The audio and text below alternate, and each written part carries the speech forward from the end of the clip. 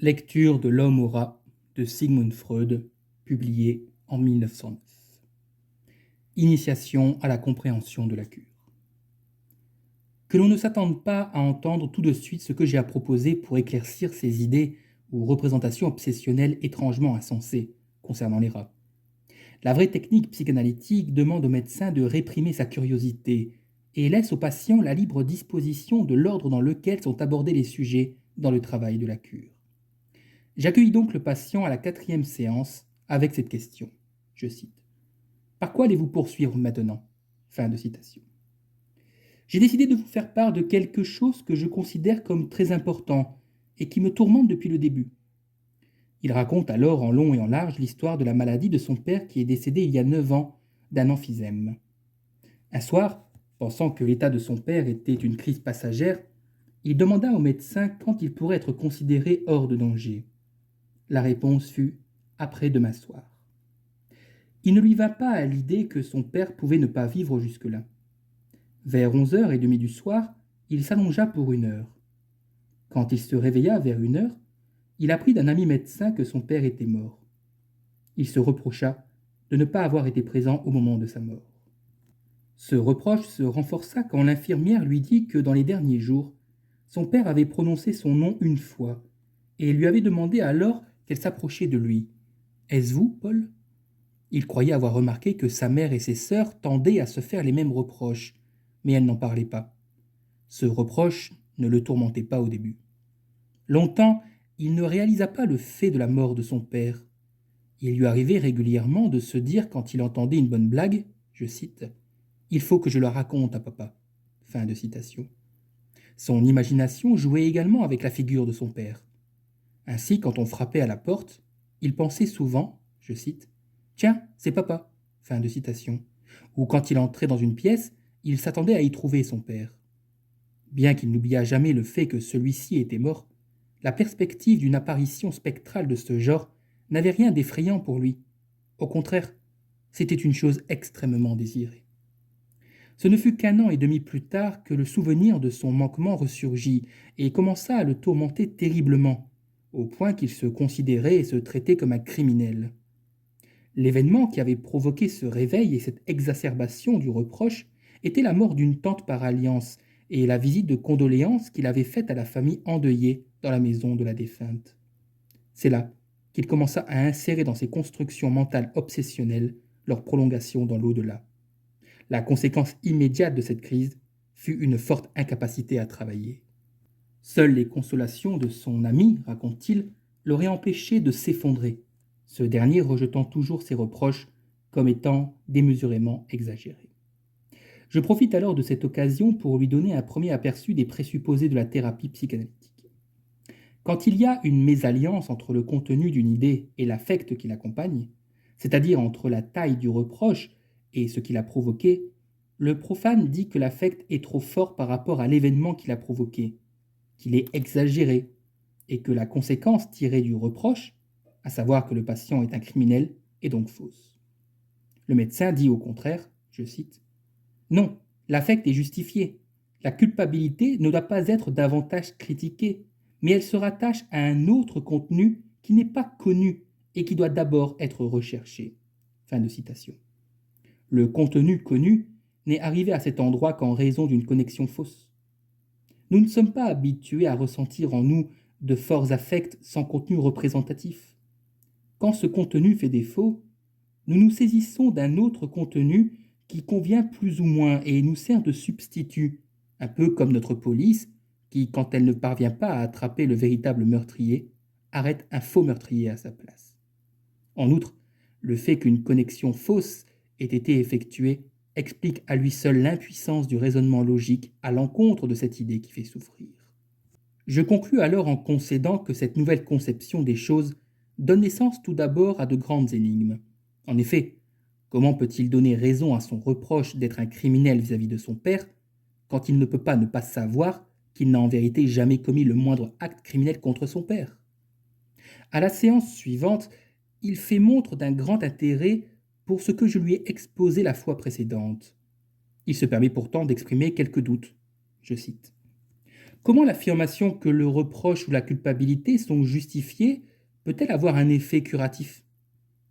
Ce n'est pas l'affirmation qui a un effet curatif, mais la découverte du contenu inconnu auquel se rattache le reproche. Oui, fin de citation. C'est justement là où voulait en venir ma question. Je lui fournis des informations succinctes sur les différences psychologiques entre le conscient et l'inconscient, sur l'usure à laquelle est soumis tout ce qui est conscient à la différence de l'inconscient qui reste relativement immuable. J'illustre mes propos en me référant aux pièces archéologiques exposées dans mon bureau.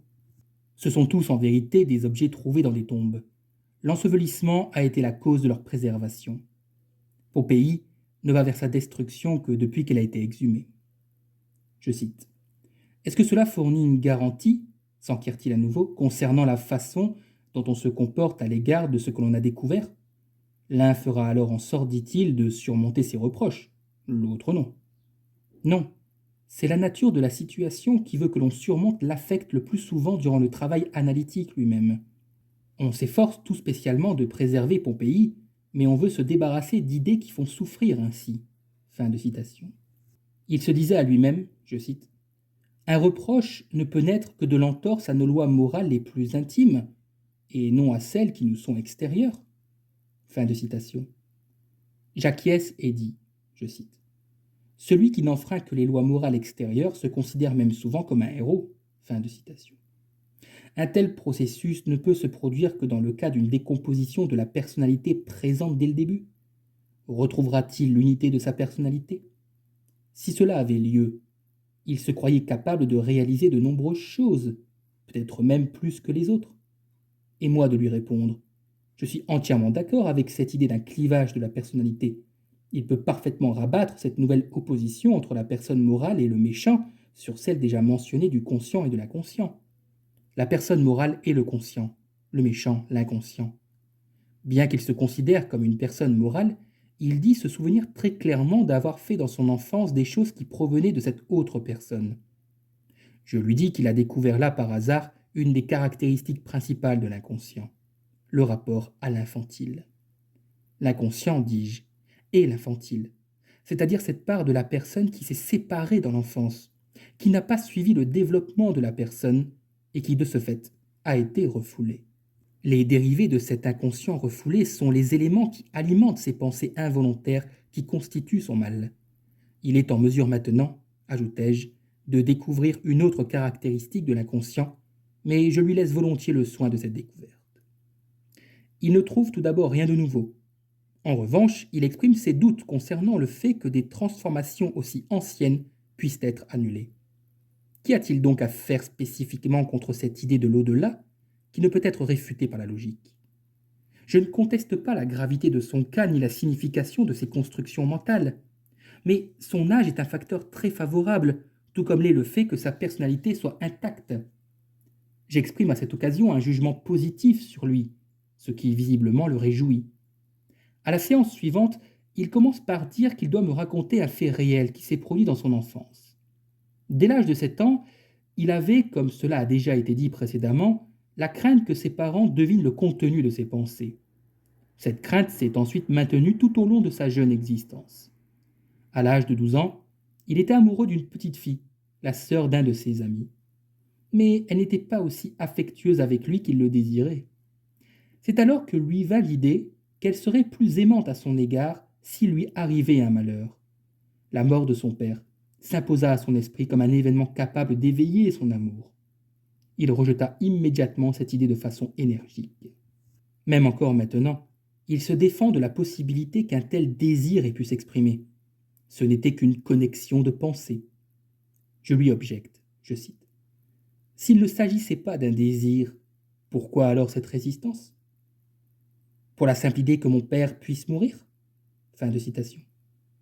Je fais remarquer qu'il considère cet énoncé comme un crime de lèse-majesté. À ce propos, il est bien connu qu'est également punie toute personne qui dit, je cite, l'empereur est un âne, fin de citation. Et ce, qu'il déguise ses paroles vilipendables sous la forme suivante, je cite, si quelqu'un dit, point de suspension, il aura affaire à moi, fin de citation. Je pourrais facilement, dis-je, insérer cette idée à laquelle il s'oppose si énergiquement dans un contexte qui exclurait une telle résistance. Par exemple, si mon père meurt, je me tue sur sa tombe. Il était ébranlé, mais ne renonçait pas à son opposition. J'interrompis donc notre dispute en faisant la remarque suivante, je cite. Cette histoire n'est sûrement pas la première apparition de l'idée de la mort du père. Elle provient manifestement d'une période antérieure et il nous faudra un jour déceler son origine. Fin de citation. Il raconte ensuite qu'une pensée tout à fait similaire lui avait brusquement traversé l'esprit pour la deuxième fois 6 mois avant la mort de son père. Il était déjà à cette époque amoureux de la dame mentionnée auparavant, mais des obstacles matériels ne permettaient pas d'envisager une alliance entre deux. C'est alors qu'il avait eu l'idée suivante. Peut-être que par la mort de son père, il deviendra suffisamment riche pour pouvoir l'épouser. Il poussa ensuite si loin sa défense contre cette idée qu'il en vint à souhaiter que son père ne lui laisse rien après sa mort afin qu'aucun gain ne puisse compenser cette perte si terrible pour lui. Cette même idée revint une troisième fois, mais nettement atténuée la veille de la mort du père. Il eut alors cette pensée, je cite.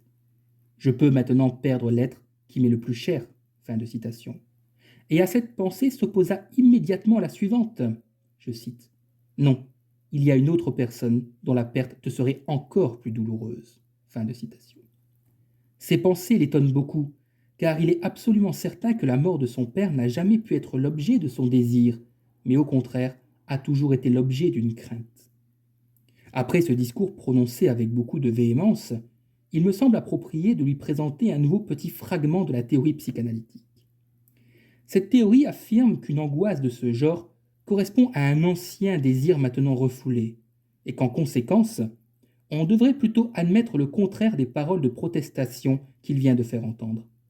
Cela s'accorde également avec une autre exigence théorique, à savoir que l'inconscient doit être l'opposé contradictoire du conscient.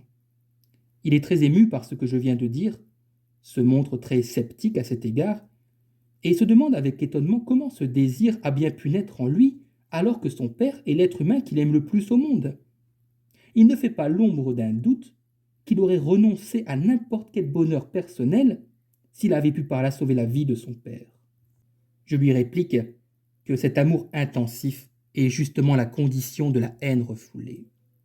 Quand il s'agit d'une personne qui lui est indifférente, il parvient sûrement plus facilement à faire coexister l'un à côté de l'autre des motifs de sympathie et d'antipathie modérés. Par exemple, s'il était un magistrat et pensait de son chef que c'est un supérieur agréable, mais un juriste borné et un juge inhumain. C'est à peu près ce que dit Brutus de César dans la pièce de Shakespeare. Je cite. César m'aimait et je le pleure. Il fut fortuné et je m'en réjouis. Il fut vaillant et je l'en admire. Mais il fut ambitieux et je l'ai tué. Fin de citation. Ce discours produit un effet étrange, car nous nous imaginions l'affection de Brutus pour César plus forte. Dans le cas d'une personne qui lui est plus proche, comme par exemple sa femme, il aura tendance à rechercher un sentiment homogène et, chose universellement humaine, à négliger et ignorer, comme quelqu'un d'aveuglé, les erreurs qui risqueraient d'éveiller son aversion pour elle. Ainsi, c'est justement l'amour qui ne permet pas que la haine demeure consciente. Elle doit pourtant bien venir de quelque part. Un des problèmes est assurément de savoir quelle est l'origine de cette haine. Ses propres dires pointaient du doigt la période où il craignait que ses parents ne devinassent ses pensées. Par ailleurs, on peut se demander également pourquoi ce grand amour pour le père n'est pas parvenu à éteindre la haine comme cela se produit généralement dans les cas d'impulsion contraire. On peut simplement faire la supposition, dis-je, que cette haine est liée à une source, à une cause qui la rend indestructible. Ainsi, d'une part, un tel lien protège cette haine contre son père d'une éventuelle disparition, et d'autre part, son grand amour pour lui empêche cette haine de devenir consciente, si bien qu'il ne lui reste plus comme possibilité que d'exister dans l'inconscient, situation dont elle ne parvient à se libérer qu'à de rares moments où elle traverse la conscience comme un éclair. Il reconnaît que tout cela semble à l'entendre très plausible, mais ne laisse percevoir la moindre trace de conviction. Il se permet, dit-il, de soulever la question suivante. Comment se fait-il qu'une telle idée puisse faire des pauses? Comment peut-elle apparaître un instant à l'âge de 12 ans revenir à l'âge de 20 ans, puis à nouveau 2 ans plus tard pour ensuite se maintenir constamment. Il ne peut pas croire que dans ces intervalles l'hostilité ait disparu, et pourtant, durant ces pauses, aucun reproche à ce propos ne s'est manifesté. Je lui réponds, je cite, quand quelqu'un pose une question de ce genre, il a déjà la réponse. Il faut seulement le laisser poursuivre. Fin de citation. Il poursuit alors de façon apparemment décousue. Il était le meilleur ami de son père et réciproquement. À part quelques rares domaines où père et fils divergent généralement, l'intimité qu'il y avait eu entre eux était plus grande que celle qu'il a maintenant avec son meilleur ami. Quant à cette dame pour laquelle il avait écarté son père en faisant de lui la victime de cette idée de mort, il l'avait certes aimée énormément, mais de véritables désirs charnels, tels ceux qui avaient rempli son enfance, ne s'étaient jamais éveillés à son égard.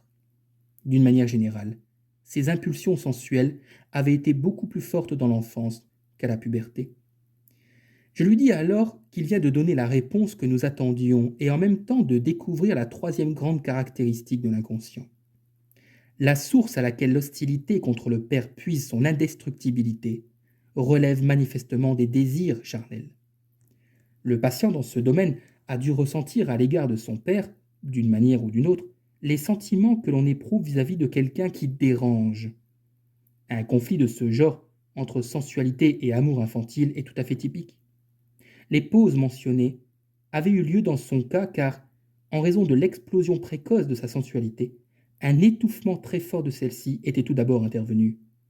Ce ne fut que lorsque réapparurent en lui de nouveaux désirs amoureux intenses que cette hostilité ressurgit avec le retour d'une situation analogue à celle qu'il avait engendrée. Je lui fais par ailleurs me confirmer que ce n'est pas moi qui l'ai orienté ni vers le sujet de l'enfance, ni vers celui de la sexualité, mais qu'il est venu à en parler de lui-même. Il demande à nouveau pourquoi, à l'époque où il était amoureux de sa dame, il n'est pas parvenu à la décision suivante, à savoir que l'interférence paternelle dans cet amour ne pouvait être prise en considération à l'encontre de son amour pour son père. Je lui réponds, il est très difficile de tuer quelqu'un in absentia. Pour qu'une telle décision fût possible, il aurait fallu que le désir auquel il s'opposait fût apparu alors pour la première fois. Mais il s'agissait d'un désir refoulé depuis longtemps, vis-à-vis duquel il ne pouvait se comporter différemment que par le passé, et qui de ce fait échappait à la destruction. Le désir avait dû naître à une époque où les circonstances étaient tout autres. Il n'aimait peut-être pas alors son père plus que la personne qu'il désirait sensuellement, et n'était pas capable à cette époque de prendre une décision tranchée. Ce devait être dans sa toute première enfance, avant l'âge de 6 ans, avant le début de sa mémoire continue des événements.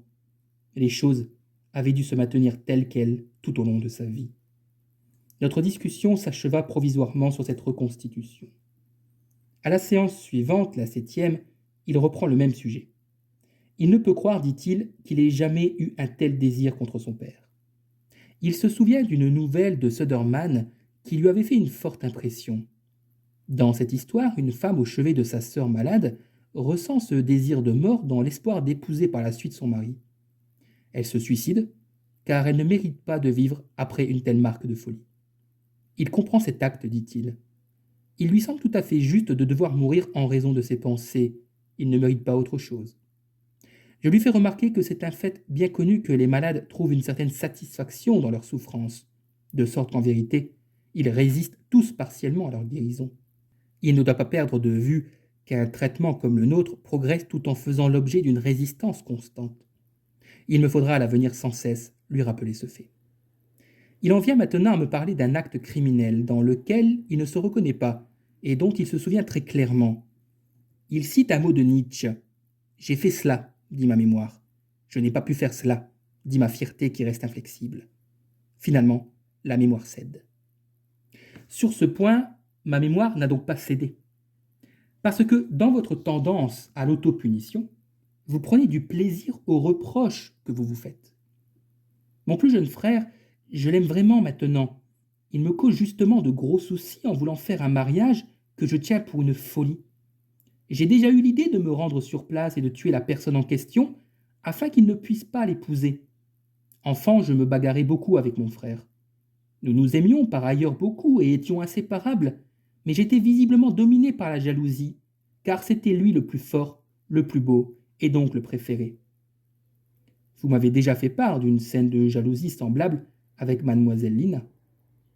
Ainsi donc, après une affaire de ce genre, j'ai fait la chose suivante. Nous avions des fusils pour enfants de fabrication connue. Je chargeai mon fusil d'une baguette de bois qui servait de munition et dis à mon frère que s'il regardait dans le canon, il verrait quelque chose. Pendant qu'il regardait, je tirai. La baguette l'atteignit en plein front, sans lui faire aucun mal, mais mon intention avait été de lui faire très mal. Je fus alors hors de moi, je me jetai par terre et me demandai comment j'avais pu faire une chose pareille. Et pourtant, c'est moi qui avais fait cela. Fin de citation. Je saisis cette occasion pour plaider ma cause. S'il a conservé dans sa mémoire le souvenir d'un tel acte dont il se sent si étranger, il ne peut pas alors contester la possibilité que quelque chose de semblable, dont il ne se souvient plus aujourd'hui, ait pu avoir lieu, à un âge plus jeune encore, à l'encontre de son père.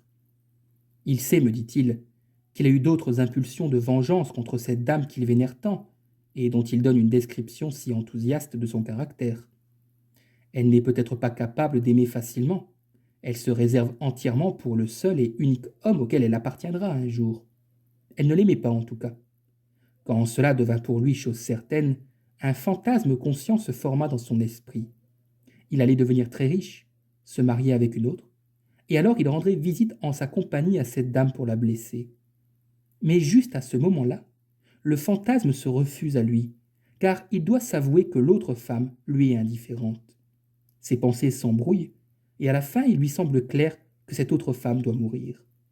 Dans ce fantasme, tout comme dans l'attentat contre son frère, il retrouve ce caractère de lâcheté qui lui semble si horrible. Dans la suite de la discussion, je lui fais valoir qu'il est nécessaire et même logique qu'il ne clame pas la moindre responsabilité à l'égard de ses traits de caractère, car toutes ces impulsions condamnables proviennent de l'enfance et ne sont que des dérivés de son caractère infantile qui poursuivent leur vie dans l'inconscient.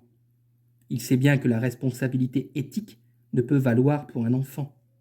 Ce n'est qu'au cours de son développement que l'être humain responsable d'un point de vue éthique émerge de la somme de ses dispositions infantiles.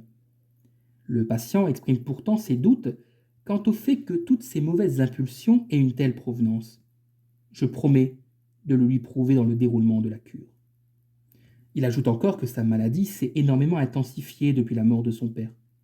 Je lui donne raison, dans la mesure où je considère le deuil du père comme la source principale de l'intensité de sa maladie.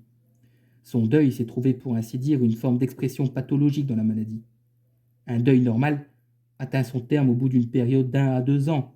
Un deuil pathologique, comme le sien, est illimité dans la durée.